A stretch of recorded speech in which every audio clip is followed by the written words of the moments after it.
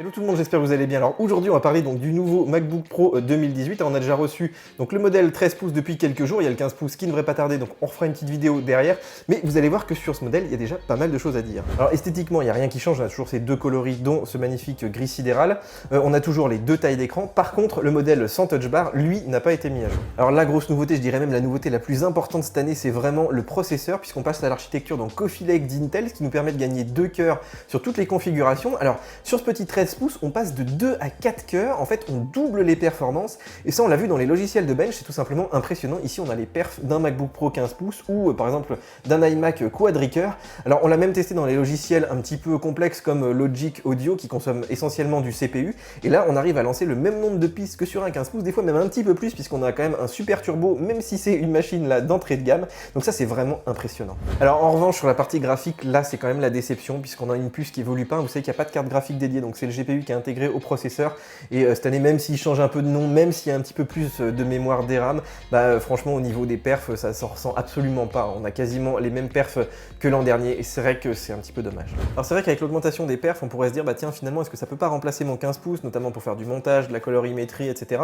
Et en fait j'ai fait pas mal de tests finalement pendant tout le week-end, et je me suis aperçu quand même que le problème il est toujours le même quand on a tout au même endroit, hein, la partie graphique et la partie CPU, tout chauffe en même temps, et forcément pour refroidir la machine il faut baisser les fréquences, si bien qu'on s'aperçoit que des fois en début de calcul, voilà, ça va très très vite, on a vraiment l'impression d'avoir une machine surpuissante, et puis après tout s'effondre. Et c'est vrai que pour moi c'est vraiment le plus gros défaut de ce MacBook Pro 13 pouces, c'est de ne pas avoir de GPU finalement dédié, puisque en fait sur ce type de machine professionnelle, on a de plus en plus besoin de la carte graphique. Alors finalement la solution elle pourrait peut-être venir des GPU externes, vous l'avez déjà vu dans notre test du Razer Core X, mais on a reçu ce matin le petit boîtier de Blackmagic, donc développé notamment avec Apple, qui permet de connecter donc ce boîtier à des écrans Thunderbolt, USB-C, donc ça c'est plutôt cool sur Mac, mais vous allez voir, bon, tout n'est pas parfait, mais c'est vrai qu'on va peut-être vers ça, vers de l'ultra mobilité finalement, avec des machines assez légères comme ça, mais qui sont assez mal équipées graphiquement, et puis dès qu'on arrive au bureau, on se branche sur ces petits boîtiers, et tout à coup on a les performances d'une machine de bureau. Voilà, moi je trouve l'idée quand même assez intéressante. Bon, évidemment on va parler du clavier, puisque là on a encore une nouvelle génération, donc on en est à la 3e sur le même modèle,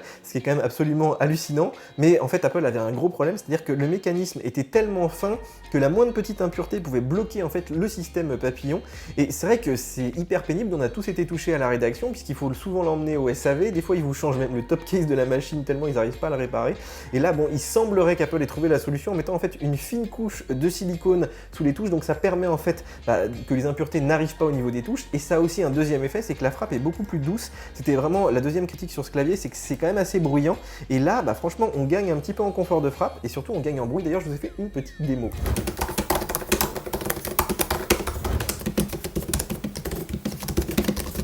Alors on va parler un petit peu du stockage, puisqu'il y a quand même quelques nouveautés cette année. Alors évidemment on a toujours des disques très rapides, ça dépasse les 3 gigaoctets secondes en lecture, ça c'est absolument fabuleux.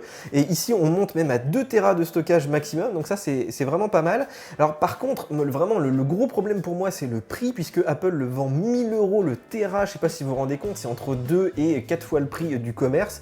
Alors moi je pense que aujourd'hui Apple devrait vraiment revoir sa politique, puisque aujourd'hui il y a beaucoup de gens qui prennent des versions comme ça de base à 256 Go qui sont vraiment pas suffisantes. Il est plein très très vite ce disque, donc moi je vous conseille au moins 512 Go, et puis moi j'aimerais bien surtout qu'on ait du stockage des fois peut-être un petit peu plus lent, mais beaucoup moins cher, puisque ici avec 2 Tera tout simplement on double le prix de la machine.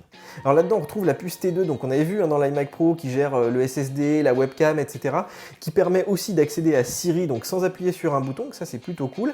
Mais par contre il y a eu pas mal de bugs avec l'iMac, notamment il se bloquait au démarrage sur l'iMac Pro, on nous a remonté ça. Alors j'espère qu'ils ont corrigé ces problèmes effectivement sur ces machines, puisque là effectivement il n'y a plus de connecteur, il n'y a plus de moyen en fait de récupérer facilement les données du SSD si la machine ne boot plus. Donc voilà, c'est bien qu'Apple mette des puces qui déchargent un peu le processeur, mais de l'autre on espère que ça rajoute pas des bugs.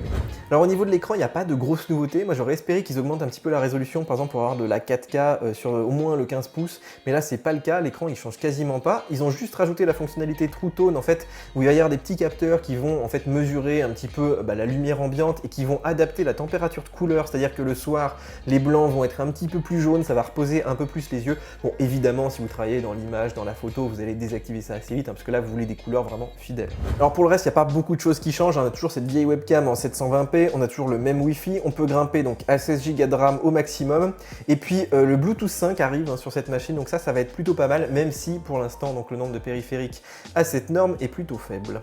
Alors cette année, Apple a aussi sorti des petites housses donc pour 13 et 15 pouces, donc vous les connaissez, hein, c'est toujours les deux petites feuilles de cuir l'une sur l'autre avec les trois coloris au choix. Alors franchement, c'est vrai qu'elles sont pas mal, elles sont assez design, mais bon, on peut quand même pas mettre beaucoup de choses dedans, hein, même avec le chargeur, ça devient moche.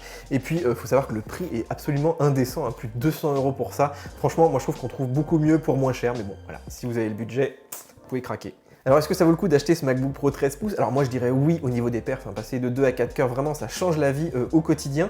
Il y a aussi le nouveau clavier qui franchement moi je trouve est plus silencieux et plus agréable à utiliser et corrige a priori ce problème, donc ça c'est quand même pas rien non plus. Il y a les capacités qui augmentent, ça aussi c'est quand même assez intéressant, mais à l'inverse, bon c'est pas encore un 15 pouces, hein, il n'a pas encore cette puce graphique vraiment qui manque de plus en plus sur cette machine, et puis surtout les tarifs. Moi je trouve que le rapport qualité-prix est encore très moyen effectivement sur cette bécane, puisque voilà on n'a pas une machine totalement professionnelle, mais à plus de 3000, des fois pratiquement 4000 € pour avoir des grosses capacités de stockage, c'est vraiment trop cher. Donc voilà, si vous avez besoin de puissance, c'est un modèle vraiment à pas rater. Si vous avez besoin de stockage, allez plutôt sur le Refurb, hein, puisque les modèles 2016-2017 ont beaucoup baissé de prix. Voilà les amis, la vidéo est terminée. Alors n'hésitez pas à me poser vos questions, hein, dans les commentaires, j'y répondrai avec plaisir. On va aussi publier pas mal de vidéos, notamment donc, sur le modèle 15 pouces, sur les solutions de Blackmagic en iGPU. Donc abonnez-vous à la chaîne hein, pour être prévenu dès qu'il y a une nouvelle vidéo, mettez des petits likes, et puis nous on se retrouve sur nos applications mobiles, sur le site et bien sûr sur YouTube pour de nouvelles vidéos. Ciao ciao.